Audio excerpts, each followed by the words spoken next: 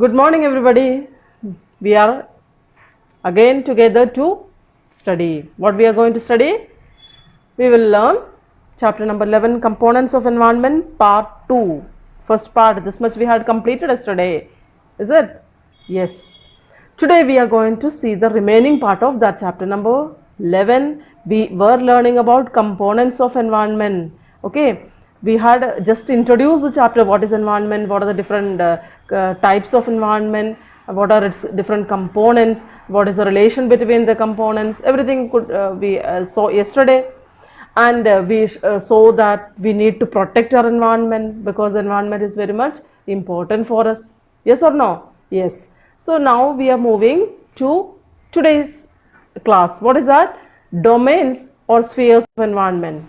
What are the domains or spheres? Have a look here. The environment may be broadly divided into four major domains or spheres.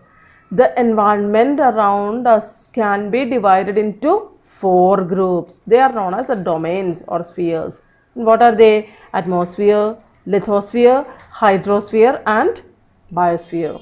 These are the four spheres of our environment or four domains of our environment. Shall we learn more about the four spheres? Okay, first one is atmosphere. What is atmosphere? Atmosphere is a gaseous envelope surrounding the earth. It is made up of different gases. You can see this diagram. Atmosphere is there in our environment, which comprises of different gases. And what are the different elements of atmosphere? They are temperature, pressure, winds, humidity, rainfall, etc. All the aspects which are related with our climate. They are the different elements of atmosphere. Okay. Then clouds. Clouds are a feature of the atmosphere.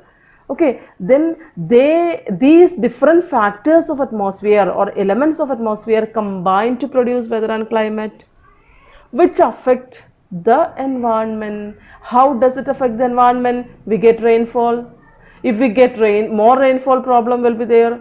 Less rainfall, then also problem will be there. Then it affects in the soil formation. It affects in the natural vegetation, means the forest, the plants and the trees. It affects the animal life and it affects the human beings also.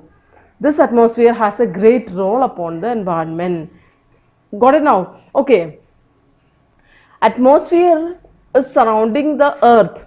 It is there as a component of our environment, and that is attached to the earth by a force of gravitation. You might have heard about this term, gravitation. The earth, the sun and the moon, these natural things have a force to attract things towards it. They attract the things towards it. That is known as gravitation. I can cite an example.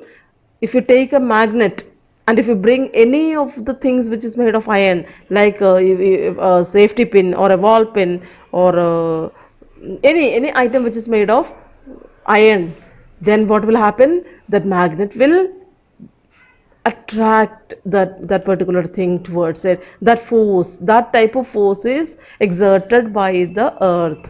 That force is called as gravitational force. The earth has gravitational force, and that force keeps the atmosphere towards it, and it has been kept nearer to the earth by the gravitational force of the earth. And this atmosphere is very much important to us. Why?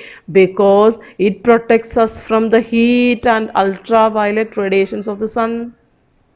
You have heard about the ultraviolet radiations, the harmful rays which are emitted from the sun, and this atmosphere doesn't allow the ultraviolet rays or the scorching heat. Sun is a burning ball. It is having a lot of temperature, very high temperature. That heat is not coming to us because of the presence of atmosphere. It protects us from the scorching heat of the sun and the ultraviolet radiations of the sun. Then it provides necessary conditions for the existence and growth of all forms of life on the earth. I told you, no, it has been very much influential for the growth of the natural vegetation, then wildlife, plant life, that is what vegetation. Then human life and the activities of human beings, then all the phenomena is related with weather and climate, everything is taken care of by the atmosphere or influenced by the atmosphere. That is what the first domain of the earth, oh sorry, first domain of the environment. Understood it? Okay, so we are moving ahead to the next one. What is that? Lithosphere. What is lithosphere? Have a look. Lithos, that word has been formed from lithos. What is the meaning of litho? It means rock. Litho means rock. What is lithosphere? Lithosphere is a layer of earth which consists of rock materials. What is lithosphere? The layer of the earth which consists of rock materials is called as lithosphere. Okay, and this lithosphere extends over the ocean and the continent. The rock and minerals can be found both in the ocean and in the continents. Okay, on the continents and in the oceans, the presence of lithosphere is there. The average, what is the average thickness of the lithosphere? It is about 100 kilometer. The thickness of the lithosphere is 100 kilometer. Average, it can be less than 100 or somewhere it is more than 100 kilometers. In the ocean surface, that is very less, maximum 5 kilometers thickness it is having. But on the mountains, it is having more than 100 kilometers. Okay, it is depends upon that area, that relief for that particular area. And what is the lithosphere composed of? It is composed of rocks rich in silica, aluminium, magnesium, iron and some other minerals. The atmosphere is composed of many gases. Yes or no? Yes. Lithosphere is composed of rocks which are rich in minerals. And what are those minerals? Minerals like silica, aluminium, magnesium, iron, bauxite, copper, many are there. These minerals comprise of the lithosphere, and the uppermost layer of the lithosphere is known as the crust. What do we call the uppermost layer of the lithosphere? Crust. It is known as crust, the top part of the lithosphere where we can see the plants, animals, etc. We live on that crust of the lithosphere, right? The lithosphere is important for us because it provides us land to live on and soil for the growth of the plants. Why lithosphere is important? Because it provides us the land to live in. Number one, it provides us the land to live. We have made our house on lithosphere. We are living on the lithosphere. Then lithosphere has given us soil also. What for? Soil for the growth of the plants. Cultivation is done on the soil. So the soil and the land on which we live have been provided by the lithosphere. Okay. It provides us many minerals which are essential for economic development. Here we have seen that the lithosphere is composed of silica, aluminum, magnesium, iron, bauxite, copper, mica, manganese. In this way, a large number of minerals are there. And this lithosphere provides us these minerals for our economic development. Okay. Most of the human activities are confirmed to this domain of the environment. We, the human beings, and our activities, most of our activities are concentrated on the lithosphere. We live on the lithosphere. Yes or no? We make our industries on the lithosphere. We perform all our activities, almost all our activities on the lithosphere. So shall we move ahead now? Okay. Now we are moving to discuss about the hydrosphere, the third sphere. What is hydrosphere? Hydro means water. So hydrosphere means it is a realm of water. It is a domain of water. It includes all the water bodies such as ocean, sea, lake, river, pond, etc. All the water bodies comprise of the hydrosphere. And what is the percentage of hydrosphere on the earth? 71% of the earth's surface is covered with hydrosphere. You have learned in the junior classes. 71% of the earth's surface is covered with hydrosphere, and that is why the earth is known as a watery planet or blue planet. The earth looks blue from the space. That why does it look blue? Because it has more amount of water on the surface. 71% of the surface is water. Land can be seen only in 29% of the total surface area. 29% of the total surface area. That is why earth is known as a watery planet or a blue planet. Clear now? Okay, let us learn more about the hydrosphere. Oceans are the largest water bodies on the earth. Hydrosphere particularly indicates the oceans. Why? Because they are the largest water bodies on the earth. Okay, and they act as a link between various land masses or continents. If you go through the world map, you can see that the continent, in between two continents there is an ocean, except Asia and Europe. If you go to Europe and Africa, you can see oceans. Ocean is there, no? Yes, it is there. And Asia and Australia, ocean is there. Australia and Antarctica, there is an ocean in between. And this ocean acts as a link, a connection between the various continents, different continents on the earth. Okay, and these oceans have a great role in deciding the climate and the hydrological cycle.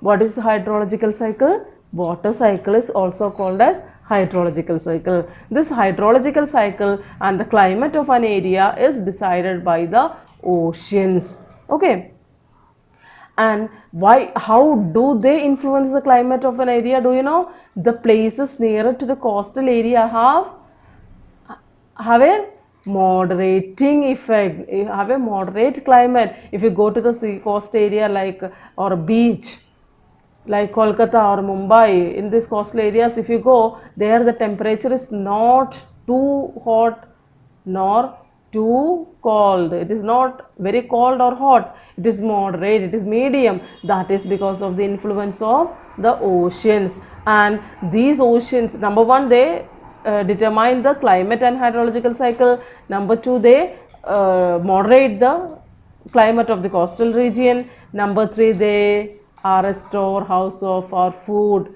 What type of food has been provided by the ocean?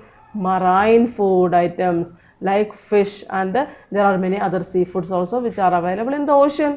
They provide us food. Then number four, they contain many useful minerals such as petroleum, natural gas, manganese, iron, etc. They provide us minerals also. Are you getting me? Yes. One more advantage is there, that is they are useful for navigation and international trade. Navigation means the travel through the ocean. That is known as navigation, and it helps in the international trade. International trade means trade between two countries. India and America are having the trade, and we are sending our item to America. It is sent through ships. That ships that traveling across the ocean, that is known as navigation. So now we have seen that oceans are of very importance for us. What are the importance? What are the advantages of oceans? Number one, they maintain the climate and they influence the climate and the hydrological cycle. Number two, they moderate the climate of the coastal areas. Number three, they are a storehouse of different kinds of our food. Number four, they provide us many minerals. And number five, they are useful for navigation and international trade. You have understood it? Okay. Now let us see the other part of the hydrosphere are rivers and lakes. They are also important because they are the fresh water bodies which provide us potable water. What is potable water? Water which can be drunk.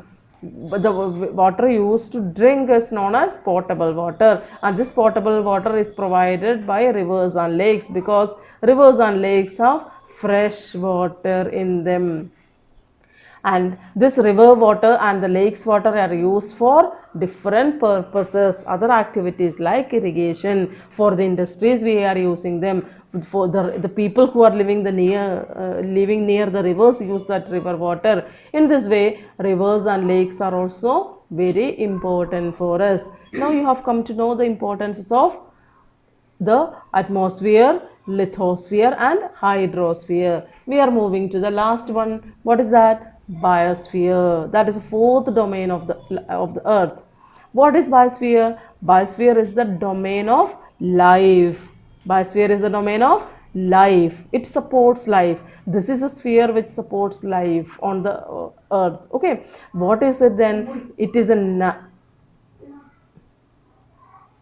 What is biosphere? Biosphere is a narrow zone of the earth where lithosphere, atmosphere and hydrosphere come into contact with each other. What is biosphere? It is a narrow zone of the earth where all the other three domains come in contact.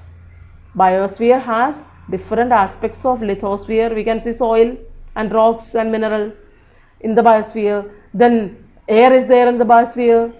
Oceans and water bodies are there in the biosphere. So these all the three domains of the earth, they meet together, and that narrow zone of the earth is referred as or called as biosphere. And I told you this is a life supporting layer. This is the sphere where life can survive because it has all the favorable conditions for the existence, for our survival, whether it is human being or plant or animal. Life is supported by the biosphere. Can we live in desert area? No. That is a lithosphere, example of lithosphere. We cannot live there. Why? Because we need water also. Then to get water, if you go to the ocean or river or lake, can we live? No. There we need other aspects also. It means that we need air wherever you are. You need air, oxygen. Without oxygen you cannot live. You need rainfall, for that you need atmosphere, which means that all the three spheres are very much essential for our life, and these three layers meet together in a zone. That narrow zone is referred as biosphere. The average thickness of this layer is about 29 kilometer. Average thickness, it can be more than 29 or less than 29 kilometers. And almost all the living things are found in the biosphere. Clear now? You must remember that the marine life is concentrated near the surface where food in the form of plants is available.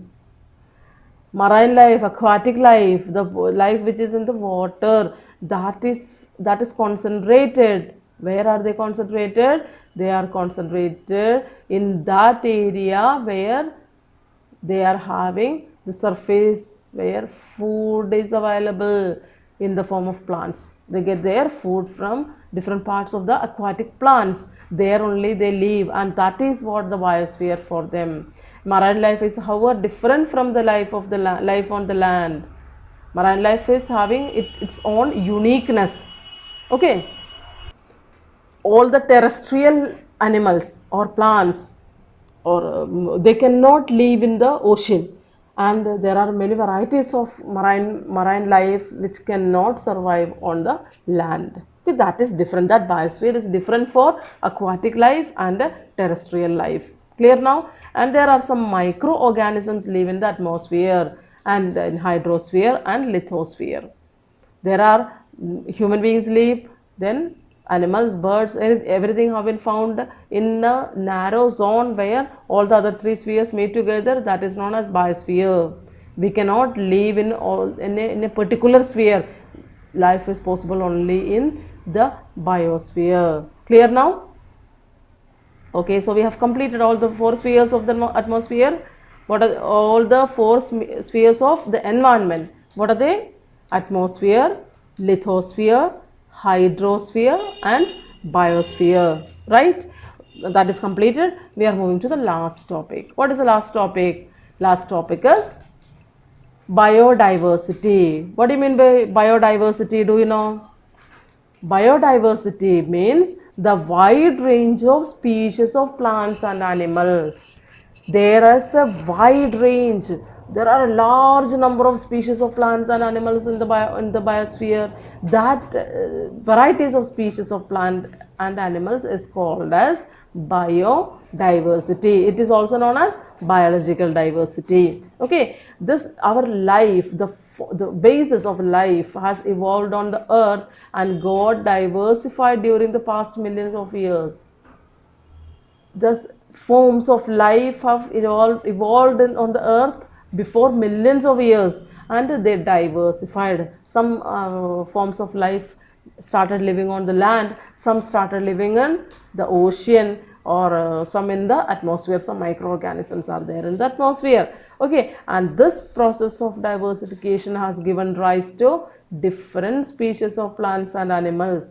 That forms of life diversified, and that diversification gave birth to different varieties of plants and animals. Today it has been identified that there are 3.5 million species of plants are there on the earth. 3.5 million species. It is not the total number of plants. It is the varieties of plants. 3.5 million varieties are found on the earth, and 11 million species of animals are found on the earth. But what happened that our activities have caused degradation of the environment and loss of biodiversity. What we have done, we pollute the environment, we establish large number of factories, we cut the trees.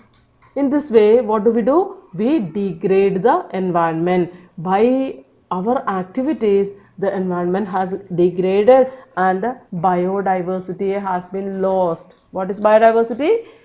Different species of plants and animals. Many of the species of plants and animals have been extincted. They are disappeared from the earth now. Why did it happen? Because of the activities of the human beings.